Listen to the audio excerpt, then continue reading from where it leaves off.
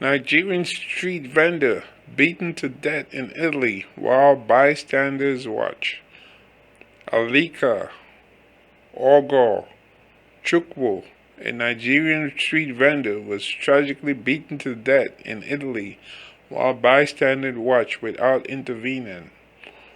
Ogorchukwu leaves behind a son, a widow, and a mourning community plagued by several xenophobic attacks. Ogorchukwu 39 was selling goods midday Friday on the main shopping street of Civitanova Marche, a small seaside town on the Adriatic Sea coast. Filippo Claudio Giuseppe Ferlazzo, 32, then brutally attacked and murdered the vendor with a disability while no one stopped him. It all started as Ogorchukwu approached Ferlazzo to sell some goods for petty change.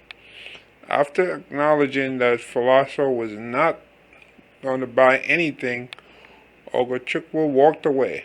With Ogorchukwu's back turned, Ferlazzo proceeded to brutally attack and murder him.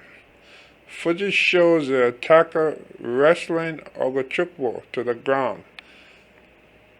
As he tried to fight for his life, the attacker then used a crutch that Ogorchukwu used to walk and struck him until he died. Both onlookers and surveillance cameras captured the fatal killing in broad daylight. Viral video footage has sparked outrage on social media and beyond as Italy enters a parliamentary election campaign in which the right-wing coalition has already deemed immigration an issue. The lack of intervention and blatant lack of care has angered and pained many in Alika Ogorchukwu's murder. Many compare it to the slaying of George Floyd early in 2020. On Saturday, hundreds of people from the Nigerian community and Italians protested in Civitanova Marche. Let's see, continue reading here. A statement released by Italian police claimed that the motive for this murder seems to be petty reasons, whatever that means. Officials have not cited racial motivations at this moment. Ogorchukwu's wife, Charity Oriachi, said, "I want to look that man in the eye and ask him why he killed my husband. There were so many people around. Why didn't anyone help him? I want justice now." Civitanova Marche is known to be a right-led region and is no stranger to xenophobia. This region alone has seen countless xenophobic attacks of violence against migrant populations, including Nigerians. Abubakar Suna Horo, an Italian Ivorian activist, trade unionist, and sociologist, said some political parties are legitimizing fear and hatred towards those who are different.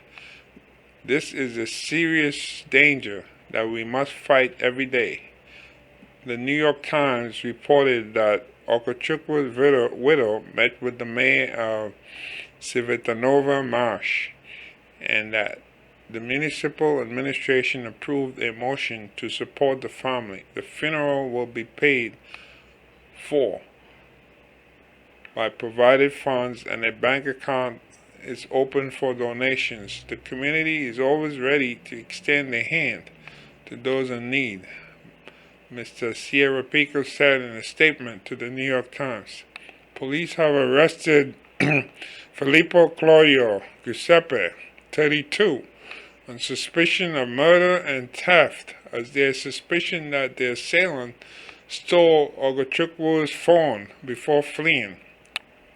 This senseless murder has struck a nerve worldwide, and led to many questions, not only about the vicious killing, but about a community willing to watch, either as a result of underlying racism or shameful indifference. And in another article here, I believe it was from the New York Times, they mentioned that the reason this victim has a disability, walking disability, he was riding his bike one day and a vehicle struck him from behind and left him with a disability, walking disability. That's why he ended up that way, you see. So we have no idea whether it was an accident, whether it was on purpose, whether he was run over on purpose. Who knows? But that's not mentioned in this article. But it's important to note how he ended up this way. You know, that's what happened to him.